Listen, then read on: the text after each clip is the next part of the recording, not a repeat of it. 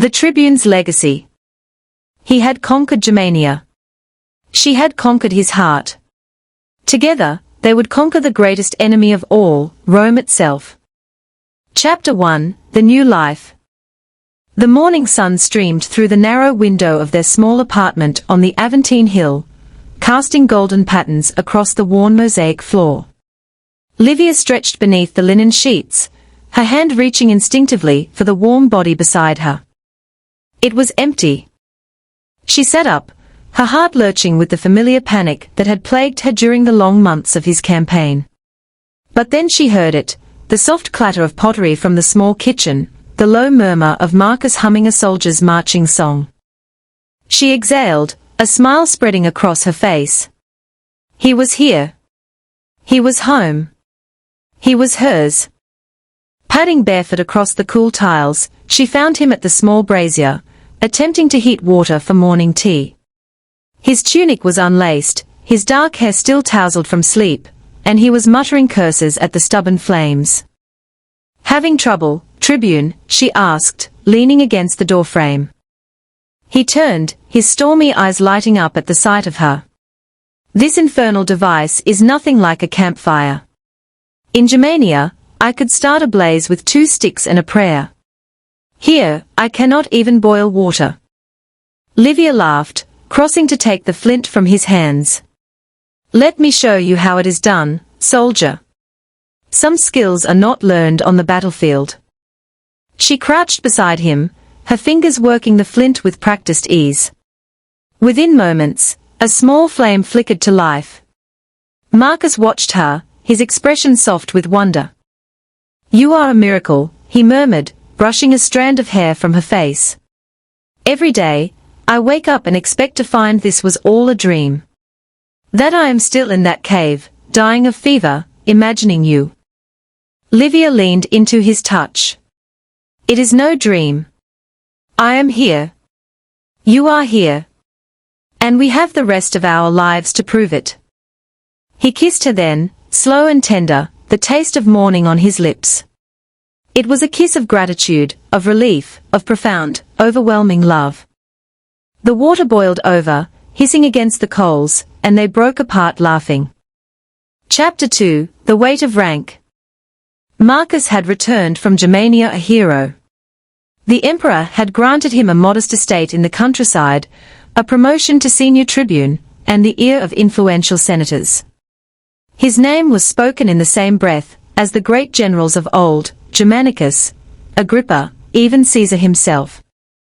But with honor came obligation. Livia watched him from across the triclinium, as he dined with a group of patrician officers. His smile was strained, his laughter forced. He was playing a role, the dutiful soldier, the loyal Roman, and it was draining the life from him. When the last guest departed, he collapsed onto the couch, his hand pressed to his forehead. "I cannot do this," he said, his voice muffled. "These men are vipers. They smile to my face and plot against me behind my back." Livia sat beside him, her hand finding his. "Then do not play their games. You are a soldier, not a politician. You have earned your place through blood and sacrifice. Let them talk. What can they take from you?" "My sanity," he muttered, turning to look at her. "My peace. My time with you." "Then we leave," she said simply. "We take your estate in the countryside. We grow olives and raise goats. We live simply, away from the scheming and the whispers." Marcus stared at her. "You would give up Rome? The city you love, the life you have built?" "I would give up 1,000 cities to keep you," she said. "Rome is a place, Marcus. You are my home." He pulled her into his arms, burying his face in her hair. "What did I do to deserve you?" "You asked me to balance your accounts," she said, her voice muffled against his chest. "It was the best decision I ever made." Chapter 3, The Country Estate. They left Rome at dawn, their belongings packed into a single cart. The journey to the estate took 3 days, through rolling hills and verdant valleys, past small villages and crumbling villas. Livia had never been so far from the city, and the silence of the countryside was both unsettling and exhilarating. The estate was modest, a villa of white stone, surrounded by olive groves and vineyards. A small stream ran through the property, its waters clear and cold. The previous owner had let it fall into disrepair, but Livia saw its potential. "We can plant lavender here," she said, gesturing to a patch of overgrown soil. "And rosemary. The bees will love it." Marcus laughed, swinging her around in a circle. "You are turning me into a farmer, woman. What would my legionaries think?" "They would think their tribune has finally learned what matters," she said, her arms around his neck. "Peace. Quiet. A life well lived." They spent the first month repairing the villa, their hands blistered and their backs aching. Livia learned to mend roofs and tend vines. Marcus learned to cook and clean and manage a household. They were both terrible at first, but they laughed through their failures, their love growing stronger with each shared hardship. One evening, as the sun set over the hills, they sat on the villa's terrace, a jug of wine between them. The sky was aflame with orange and pink, the air thick with the scent of wildflowers. "I never imagined this," Marcus said, his voice quiet. "After the war, after the forest, I thought I would never know peace again. I thought the nightmares would consume me." Livia took his hand. "And now? Now I have you," he said, his eyes meeting hers. "And the nightmares are fading. You are my peace, Livia. My shelter from the storm." She leaned into him, her head resting on his shoulder. "Then stay with me. Stay here, in this quiet life, and let the world forget us." He kissed her forehead. "Gladly. For the rest of my days." Chapter 4, The Shadows Return. But peace, Livia learned, was a fragile thing.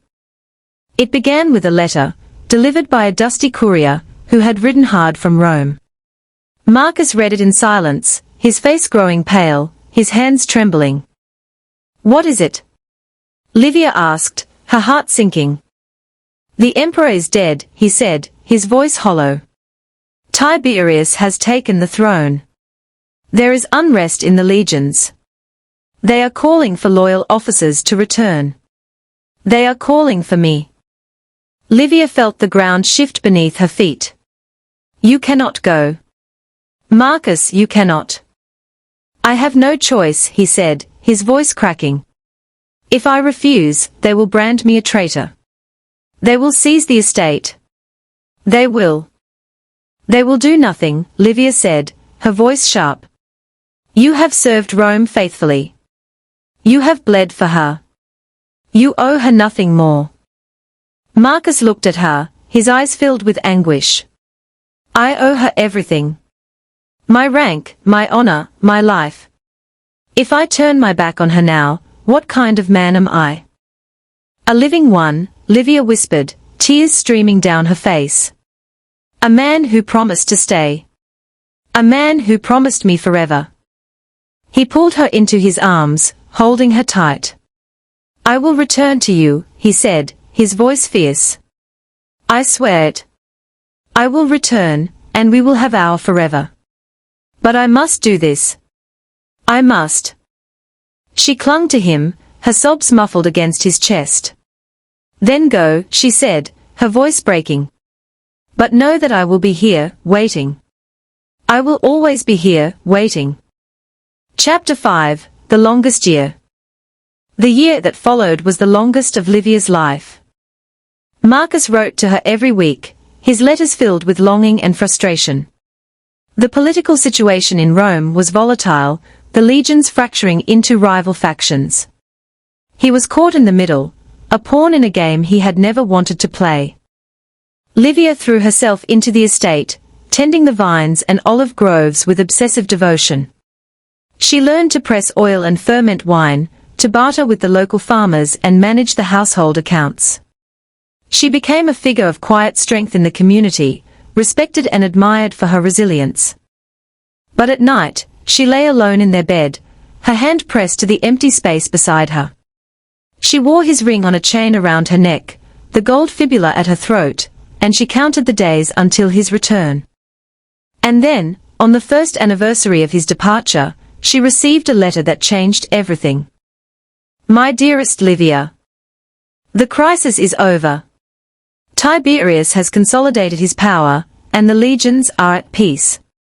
I have been released from my duties, my honor intact. I am coming home. I will be with you by the Ides of March. Wait for me. Yours forever. Marcus. She read the letter a dozen times, her tears blurring the words. He was coming home. He was coming home, and nothing else mattered.